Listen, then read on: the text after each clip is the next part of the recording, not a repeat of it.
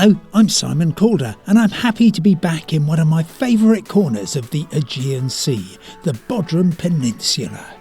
This thumb of Turkish territory has natural good looks, a deep, rich heritage and a vibrant 21st century way of life. Indulgence, activity and intrigue combine to magical effect here.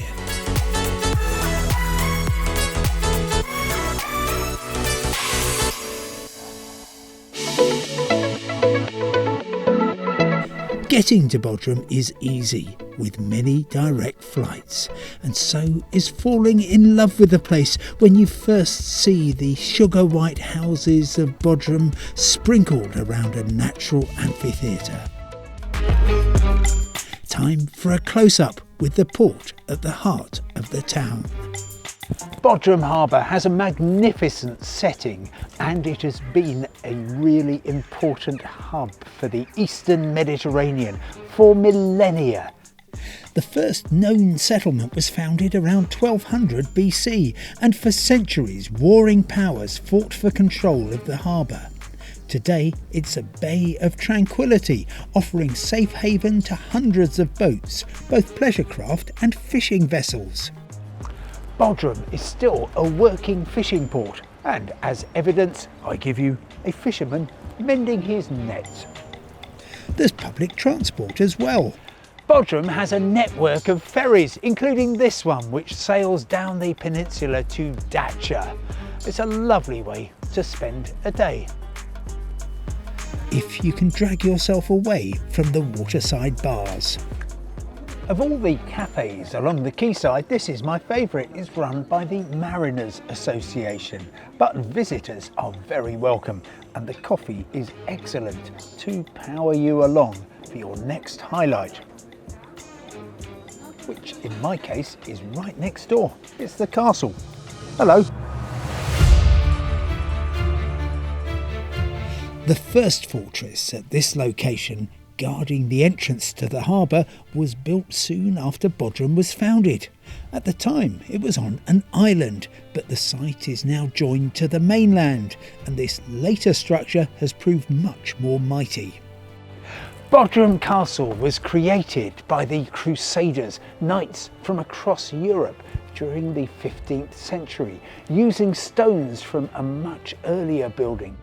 The tomb of the Carian King Mausolus. I'll take you to the site of that former wonder of the world next. It intrigues me to think that Bodrum Castle, built to defend the port from invaders, was largely created from the ancient stones of a ceremonial structure. The Castle of St. Peter, as it was named by the Crusaders, is a warren of walls, ruined chapels and gates.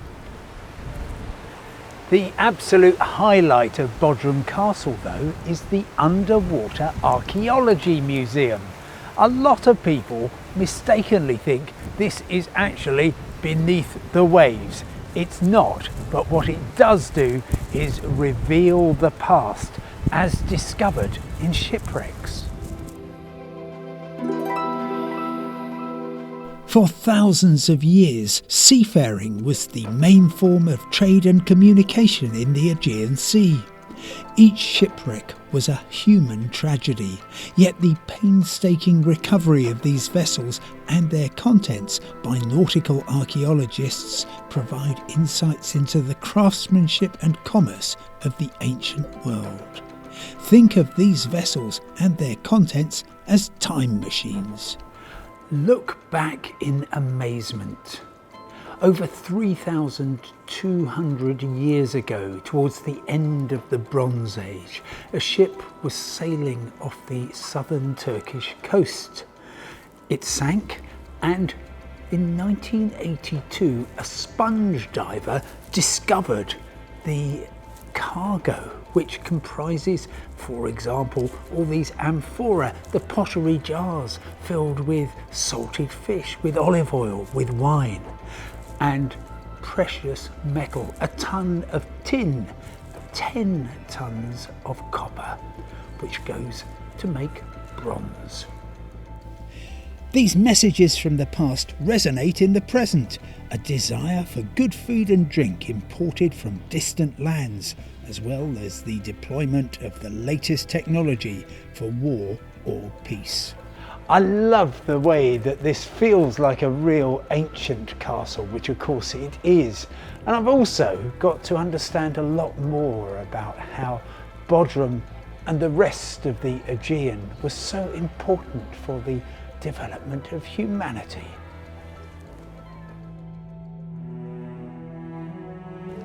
Many of the visitors who come to Bodrum don't realise this is the location for one of the 7 wonders of the ancient world. Almost 2,500 years old. This is the tomb of Mausolus. The structure was completed in 351 BC, decorated by magnificent sculptures and soaring to a height of nearly 50 metres, as my guide Sela told me. We have really one of the most important buildings of the ancient times. You have to use your imagination to complete the building here. Tomb of Mausolus, which means also the mausoleum. And that term, of course, used later for all these monumental burial buildings. The term mausoleum derives from here, so this is the first time it has been used in history for Mausolus. Around 800 years ago, an earthquake brought it down, and its carefully dressed stones were taken away to be reused and begin Bodrum's next chapter. At the mausoleum, you can touch the past, sense the history, and understand a little more about the world.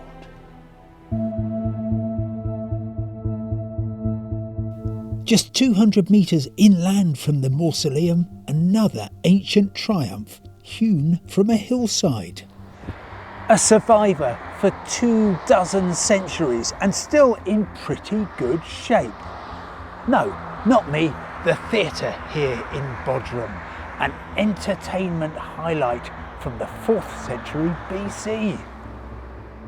Today you can wander freely around what even by modern standards is a vast venue holding 13,000 citizens and get a performer's view of the audience. The theatre includes an altar where sacrifices were offered to the god Dionysus before the performance. Appropriately enough for a popular theatre, it's in the West End of Bodrum, and there are no bad seats in this house. All the ancient world's a stage. The theatre was created at the time of Alexander the Great and then later embellished by the Romans. And today it's all yours to enjoy and imagine. 24 centuries on, the theatre is still used for concerts and dance performances. No, I'm not taking part in one. On the Bodrum Peninsula, you're never far from the next great view, and you're never far from the sea or one of Bodrum's marinas. If the breeze brings your boat to Bodrum, you've got a choice of marinas on the peninsula. And even if you don't have a yacht, they make a great day out. Yalakavik Marina was named in 2022 as Super Yacht Marina of the Year against hundreds of competitors around the world. What I love about these marinas is the way that you can share the high life, enjoying the same blue skies and sea as people who perhaps have a touch more cash than you do. You can always dream. Back in town, Bodrum Marina doubles as a shopping and entertainment centre with excellent coffee and a rooftop view. A very good place to make new friends, collect your thoughts and just relax.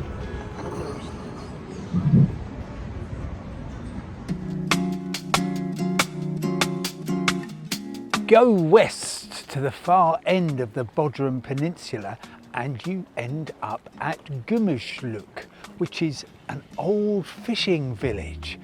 It's a lovely place to come and eat fresh seafood just taken straight from the Mediterranean for your dining pleasure. And of course you've got a beautiful view That's actually not an island, it's a headland. That is Rabbit Island over there, with Greece beyond. This is where worlds meet. The entire coastline of the Bodrum Peninsula is dotted with coves and villages, but Gomeshlook is the favoured location for many people, with a wide range of places to eat and an interesting collection of residents, including some who've escaped from Istanbul. Living here is great because we used to be city people and we had enough of the city chaos, and we decided to move here, and I think it was the best decision we ever made, and life is relaxed here. Gomeshlook is definitely Bodrum's little gem. I would advise each and every single tourist here to come and visit Gomeshlook, because they will find definitely different than all the rest of Bodrum. Being by the sea definitely adds to your life, because being able to see the horizon is a luxury, I would say, coming from a city. You're going to get mad at something, or you're going to have a quarrel with somebody, and then you turn your head, you see the sea, breathe it in, it all goes away. Clear water where you can cool off your feet, a sea breeze and a picture-perfect port. Bliss.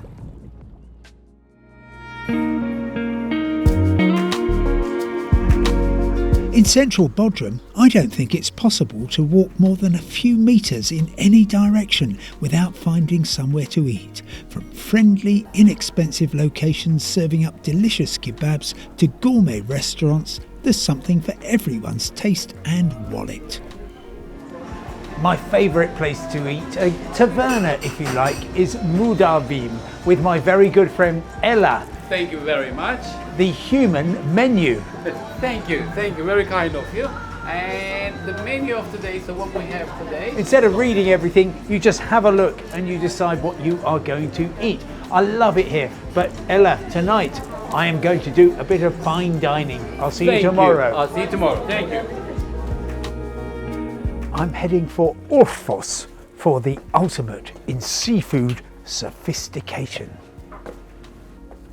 It's a restaurant founded in 1986 by two divers who would every day go beneath the waves to get the freshest seafood.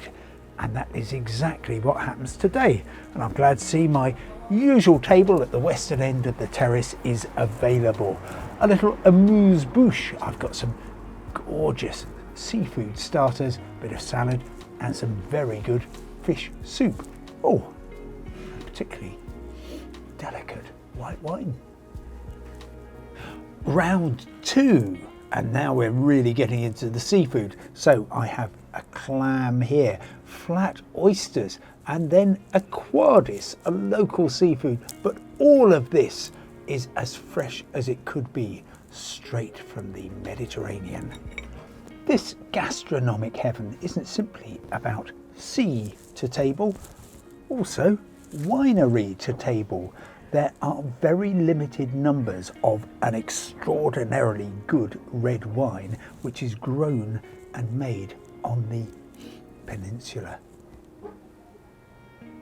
The grand finale: handmade chocolates, cream caramel, a fruit salad that's more like a sculpture, and mother's cookie to help it all down as a digestif, local mandarin liqueur. I think after this, my life is complete. It's lovely to hear the countryside waking up. I've made an early start along the Leleg Trail, which takes you through the areas where the original inhabitants of this region once lived. According to Herodotus, known as the father of history, the Leleg people lived on the Bodrum Peninsula between the 15th and 4th centuries BC. The long-distance footpath is marked by a special symbol, a red bar over a white bar, painted on trees and rocks to guide you through pine forests, over the hills and far away into the past. You could walk the whole way in around 5 days or just pick out the highlights. Pedasa is the most magnificent of the Leleg citadels. You're at just about the highest point on the Bodrum Peninsula, and the views are as good as the setting.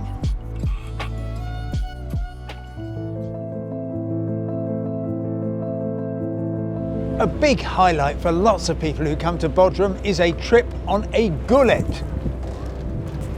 These are the traditional wooden sailing vessels that are built right here in Bodrum.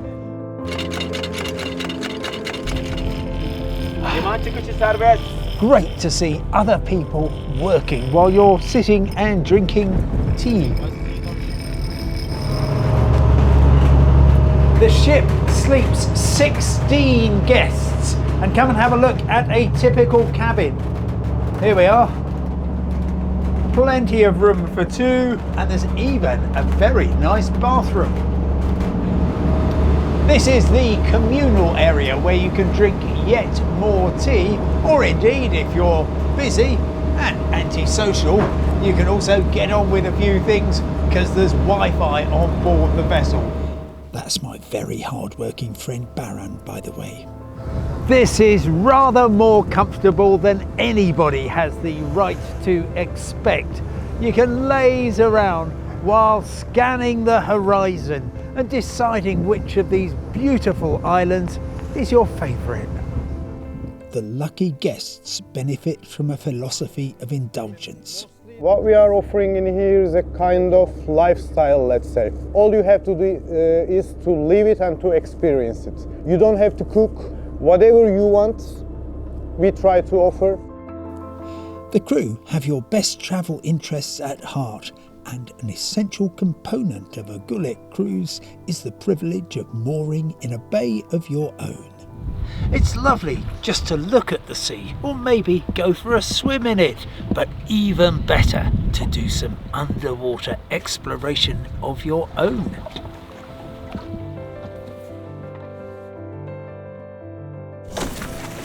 A gullet is the ideal vessel for snorkelling. Because the hull is low in the water, you can easily step into a new dimension of the Bodrum Peninsula and discover many shades of Turkish blue. Snorkelling allows you to move with a sense of sheer freedom and adventure. Guided safely by a very experienced diver, I propelled myself through a seascape I'd never seen before. I hope you'll follow in my wake and reach the same joyful conclusion. Perfect clarity, about 1 million fishes, and one great memory. Back on board, my guide told me of his amazing nautical archaeological exploits. And we found the oldest shipwreck in the world, 1400 BC. We worked on that ship 11 summer because it was very deep, 45 meters deep. Sponge divers has worked here many years ago. Now they don't have enough sponge, but sponge divers turn the boat like a touristic boat now. Perfect place in Turkey, as far as I know. You work up a heck of an appetite in the undersea world, so it's very good to round off with a hunter pastry, a cup of tea, and good company. Back on land, let me show you my choice of places to stay. For this visit, I've checked into the Marmara Bodrum for its superb location high above the town. The design respects local traditions and integrates artfully with the contours of the hillside. All the rooms are good, some are outstanding.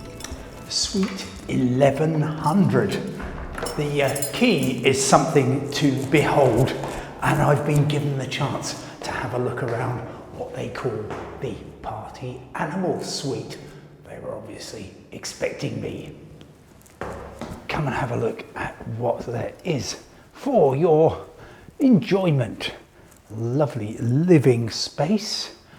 You can dine here if you choose to, and then a room perfect for sweet dreams and lasting memories. And come and have a look at this. Best of all, imagine waking up every morning to this view of the city, the castle, the harbour and the landscapes beyond. The location is steeped in historical significance. You're sharing the same view as notable figures from history. Bodrum is not only the sea and the sun. Bodrum has a great history. You can grab your cocktail where the Karyan Emperor standing and watching the bay exactly on the same point. So this is something unique.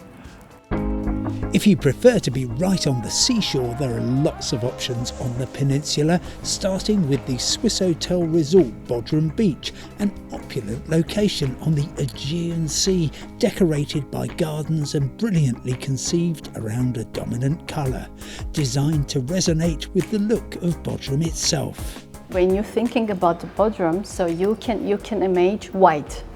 So as also maybe you saw the houses in Bodrum, they're all white. That's why the ideas here in the Swiss Hotel Bodrum Beach was the first idea as to make it, design it white. White color, white furniture and everything is a white. For the top of the range suite, just ask for 3022. This is what you get with floor to ceiling views across the Mediterranean to the islands beyond. And if that's not enough, you can also enjoy a jacuzzi with a view. Go on, immerse yourself in a daydream. I do. I like to drop in now and again at the Kempinski. Bodrum's representative of the Kempinski collection has a secluded location on the eastern side of the Bodrum Peninsula. The no expense spared appeal starts in the large lobby with extra helpings of light and space and continues with a thoughtful and delicious farm to table policy.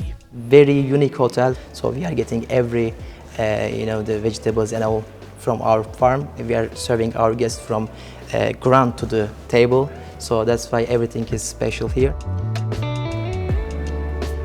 If you're feeling presidential, the Kempinski has not one but two presidential suites. This is my favourite because it's furnished in the Ottoman style, and I think that's ideal if you're in this part of the world and you feel like travelling in style. And to complete the picture of indulgence, a balcony with a view over this breathtaking bay. You can arrive in Bodrum by sea, by land or by air. However you get here, you'll discover that this is a city and a region full of highlights. Very easy to enjoy, very difficult to leave.